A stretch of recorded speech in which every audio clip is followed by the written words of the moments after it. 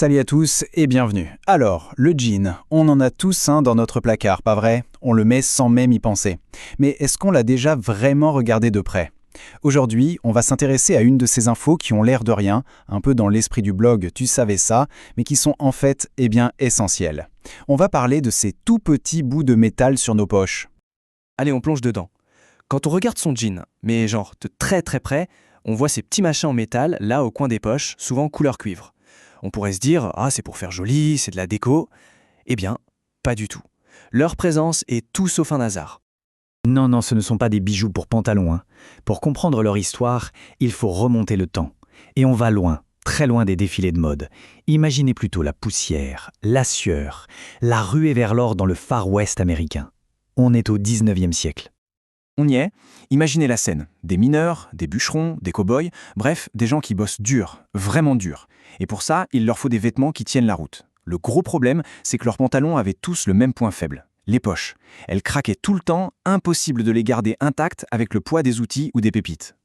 Alors là, c'était vraiment le jour et la nuit. D'un côté, on avait des pantalons qui n'arrêtaient pas de lâcher, ce qui coûtait une fortune à remplacer, et de l'autre, une idée toute simple, mais franchement géniale, qui a absolument tout changé. Enfin, on avait quelque chose de solide, ce que tout le monde attendait depuis des lustres. Et à l'origine de cette révolution, on ne trouve pas une grande entreprise, non. Juste deux hommes. D'un côté, un tailleur qui en avait un peu marre de devoir toujours réparer les mêmes pantalons, et de l'autre, un homme d'affaires un peu visionnaire qui se trouvait être son fournisseur de tissus. Et tout est parti d'une simple plainte d'une cliente. Le tailleur, Jacob Davis, a alors un éclair de génie. Il va utiliser des rivets de harnais de cheval pour renforcer les coutures des poches. Le succès est immédiat. Le seul hic, c'est qu'il n'a pas les $68 nécessaires pour déposer le brevet. Alors qu'est-ce qu'il fait? Il contacte son fournisseur de toile, un certain Levi Strauss. Et hop, en 1873, il dépose le brevet à deux. Le blue jean moderne venait de naître. D'ailleurs, petite parenthèse fascinante, ce frémieux tissu ultra solide que Levi Strauss utilisait, il venait d'où à votre avis? D'une ville en France, Nîmes.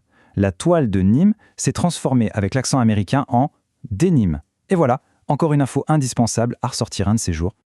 Mais ce qui est fou, c'est que ce détail purement technique, purement utilitaire, n'est pas resté cantonné à l'atelier.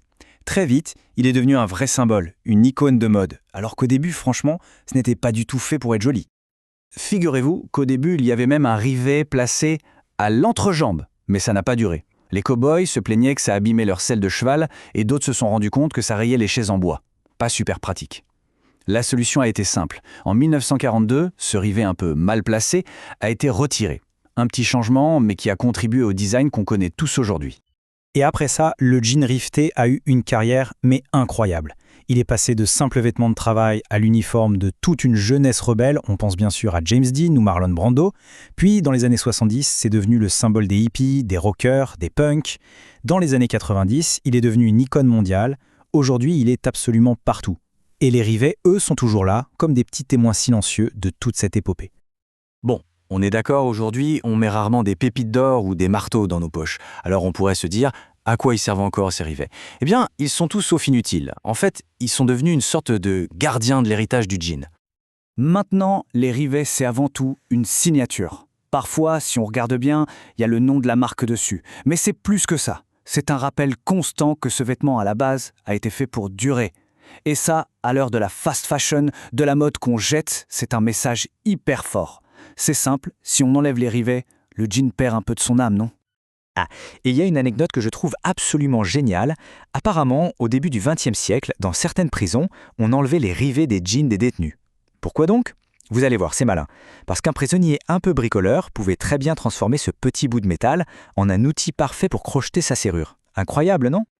Et si on veut une preuve que toute cette histoire a de la valeur, au sens propre du terme, écoutez bien ça.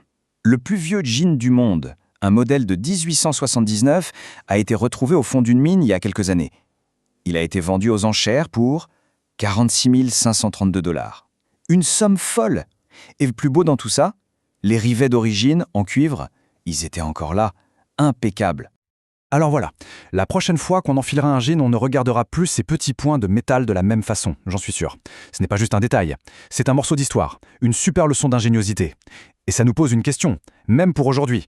Et si finalement, la clé pour une mode plus durable se cachait dans des idées aussi simples et solides qu'un tout petit rivet?